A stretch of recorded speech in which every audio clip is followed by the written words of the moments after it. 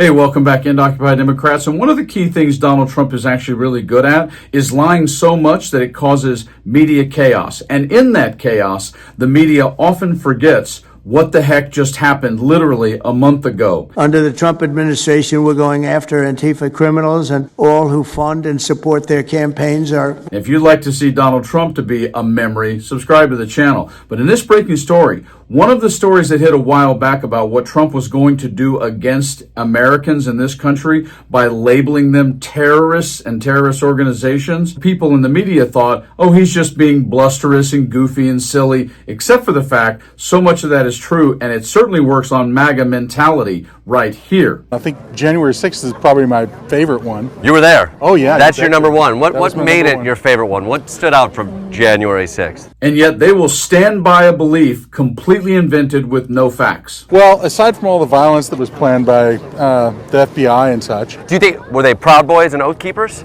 No, they were Antifa, Black Lives Matter, ISIS, and MS-13. Some of January 6th is perpetrated by ISIS? Oh, for sure it must be Antifa, but then who's this gal? And what happened? You were trying to go inside the Capitol? I made it like a foot inside and they pushed me out and they maced me. I'm from Knoxville, Tennessee. That's one proud insurrectionist from Knoxville. It keeps going. We plan on designating Antifa finally a domestic terror organization.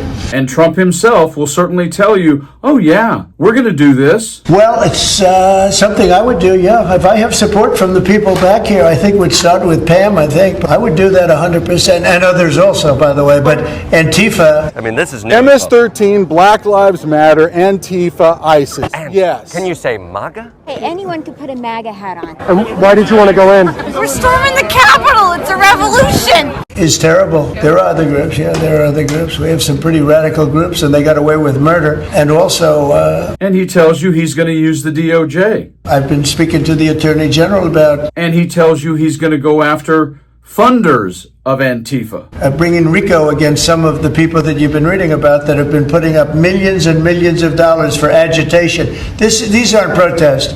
These are crimes, what they're doing. And in the end, on this breaking story, what happens is people in the media just think, oh, he's once again blowing smoke, etc., even though there was evidence I mean, come on, guys. of a supposed memo called NSPM 7 that the media just blew off. Well, guess what? I hope you don't see any Antifa, because there's a lot of Trump hats, and I guess that means Antifa's here. In this breaking story, what just got blown off is the lid on the truth of that actual memo of Trump and Pam Bondi's intent to go after, illegally, Americans in a massively disgusting way. Here is the story. Breaking news. Leaked memo shows Trump DOJ wants list of groups that express anti-American sentiment.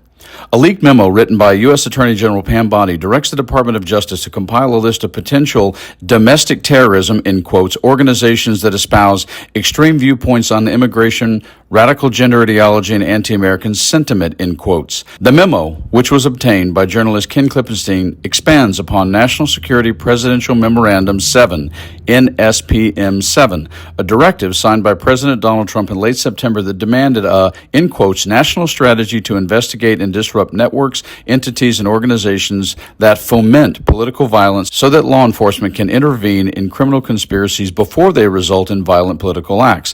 The new Bondi memo instructs law enforcement agencies to refer, quote, suspected domestic terrorism cases to the Joint Terrorism Task Forces, JTTFs, which all will then undertake an exhaustive investigation contemplated by NSPM 7 that will incorporate, in quotes, a focused strategy to root out all culpable participants, including organizers and funders in all domestic terrorism activities. The memo identifies the domestic terrorism threat as organizations that use violence or the threat of violence to advance political goals such as opposition to the law and immigration enforcement, extreme views in favor of mass migration and open borders, adherence to radical gender ideology, anti-Americanism, anti-capitalism, or anti-Christianity, support for the overthrow of the United States government, hostility towards traditional views on family, religion, and morality.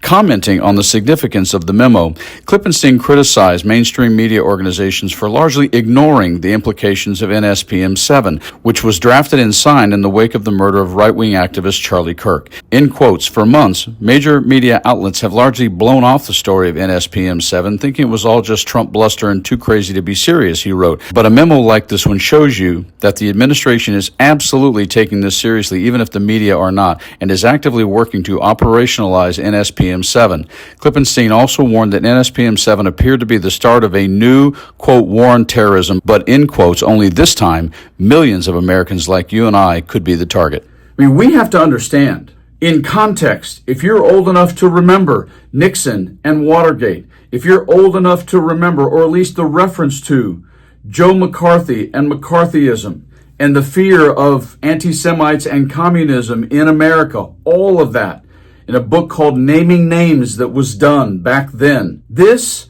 blows both of those away by 100 miles. We already see what Trump is doing with ICE. We see what the Department of Homeland Security is doing. And here you have an actual factual memo out of the Department of Justice identifying and targeting people of all kinds with a massively broad scope of information or ideas in terms of making them enemies of the state.